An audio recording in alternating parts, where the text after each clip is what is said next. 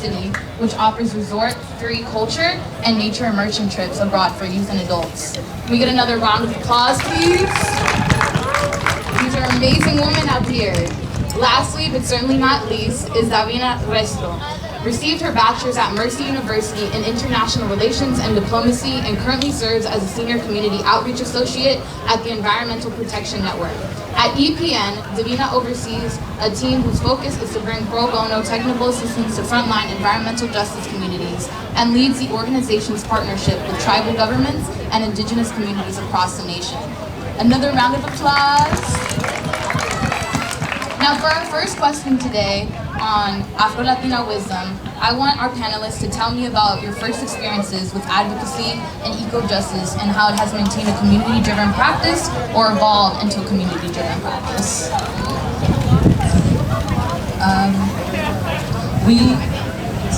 We use the pronouns we, us, and you. So if we reference we are speaking about ourselves, and we'll try as best to have that be understood that we're speaking from a personal point of view. We entered advocacy work pretty much straight out of college when we were the program manager for a youth organization where we were teaching young people how to create documentaries. And so we were working with young people, really supporting them in elevating their voices and in being heard, and which was really important for our own stepping into this place of advocacy and really uplifting people in a different way. Because when we entered school, college, we thought, we were going in to create media, to be a filmmaker, and yet here we landed in a place where we were, with young people, really elevating their stories, supporting them in having their voice and being a voice for democracy. And that was not something that we thought that we would go into. So that was our entry point. As a storyteller. Always as a storyteller, yes. But it's different when you are supporting someone else telling their story versus you having this idea of the stories that you want to tell. Now you're really being part of a community versus this individualized self, which we're taught here to be individualized versus like, no, now I'm part of a community and we're uplifting we're here to support other people's voices, especially as young people, marginalized young people, Black, brown young people, to be like, you have agency and you have the ability to be in this world a filmmaker as well. And here we're going to provide these skills for you. Thank you so much for that. I think storytelling is very important, especially when it comes to telling our community stories. Would you like to answer the question with that? Yeah, can you hear me? Yes. So I think that my first ever experience was as a teenager.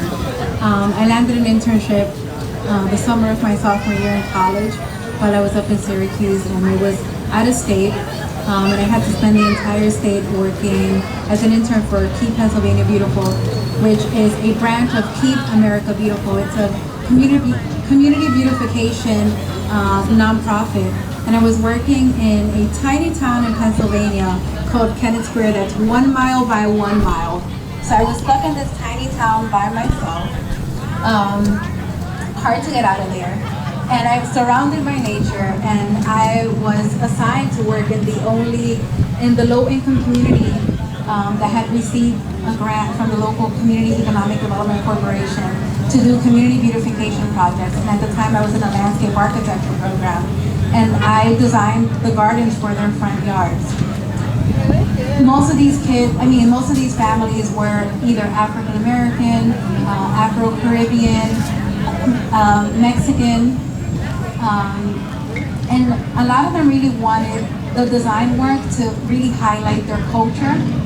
And so I was able to design gardens for an African American family, utilizing a lot of remnants from a local family-owned farm, because they wanted to recreate like an African American garden similar to what they grew up with. The Mexican family wanted me to create a garden that reminded them of Mexico and the life that they lived there with native plants. And I also designed like rock gardens for families that wanted like a more low-key garden, a low-key experience. And the main thing that I learned from that, being a student at the time, in a very, very rigorous architecture program was I had more fun that summer than I did ever in any of my studios. And that was the experience that did it for me. And that was the experience that really allowed me to utilize my skills, my creativity, and what I was learning in my class to connect with this low-income community and be able to create a new, and help them beautify their community. And ever since then, I've done many projects related to environmental justice and community economic development. Amazing, thank you so much, Niyah. I think the importance of our roots and having that being displayed in our community is very important. So. Yes, it was an interesting project because it seemed they really wanted it to reflect their culture and their roots. And it was also a community beautification project, and I think people don't realize the power of gardening in order as a tool and a vehicle to get in touch with your own culture, with your ancestry as well. Right. Thank you, thank you. Would you like to tell us about your roots? Yeah, so my first encounter with eco-justice, I think, is through environmental justice. And so I went to school in the Bronx. Anyone from the Bronx here? Hey! So I went to college in the Bronx, and a lot of the work we did was, I studied in international relations, diplomacy. We did a lot of like outreach work to the community, trying to connect the community in that way. And so a lot of our work landed in advocating for public health in the South Bronx, or in the Bronx in general. And if you know anything about the Bronx or the South Bronx, it's one of the largest environmental justice communities in all of New York City. And that's not by accident, right? Also, it's by design, and these communities in the Bronx are suffering from high asthma rates, reproductive health issues due to the chemicals in the air, suffering from high cancer rates. And so through that work and through that public health work, I was able to name those things around environmental justice and see how our communities are suffering from these injustices. And through that, and putting that name on it, I was able to really do this work around it's not only protecting our planet and wanting to say, okay, less cars on the planet, less facilities on the planet, but we have expressways running through the Bronx that are killing the people. We have facilities being put up in the Bronx that are also killing the people. It's not about just our planet, it's about that relationship between the people and where we are placing these things systematically to kill them off or hurt them, and the relationship with the planet as well. And I think eco-justice is that like all-encompassing, and so yeah, I really think through that work I was able to just have a bigger picture of what that meant. So yeah. Thank you so much. I think what you're naming here is environmental racism. What affects the environment inherently affects those neighborhoods. Why are they placed there? Thank you for calling that on. That actually will lead us to our next question. With the rise of artificial intelligence, or AI, comes a rise of data centers that directly heat up our planet. But in the neighborhoods they are placed in, like the Grok X AI Center in Memphis, a black neighborhood, they have immediate consequences to the constitutes of those town health. That is inherently environmental racism, which you were naming out in the Bronx. How does systemic racism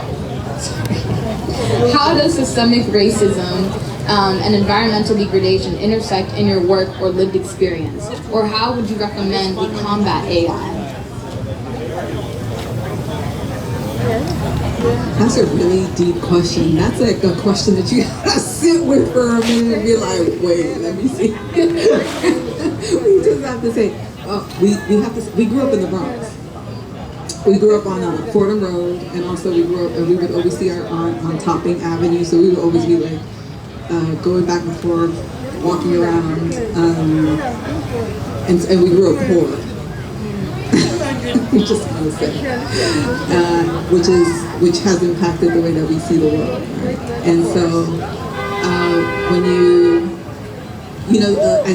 AI is a double-edged sword, right? Because as someone who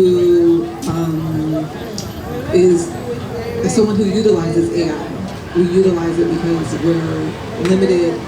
We have limited resources building a nonprofit, and so we utilize AI to support those areas that we that we need supporting, right? And so, yet knowing that it causes harm to the environment, as someone who practices Isheshe Ifa, knowing that one of the kind of sacred, we'll say sacred understandings is that without plants there are no humans, and that is just the reality. Without plants, we don't exist. We receive everything from the plant world, and we don't treat the plant world as the elders that they are.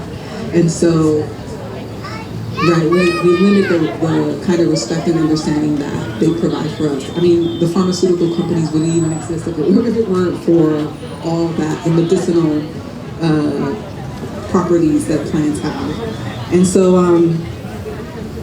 so with AI, and so it's difficult knowing that we sit here utilizing this structure, and yet we know that it causes harm, but at the same time, there are so many other harms that it becomes a bit difficult to kind of weigh which ones, if that makes any sense. There's so many harms that are taking place, and none that are, and so it becomes a bit overwhelming, I think, personally. Yes. It can be overwhelming, especially when it comes to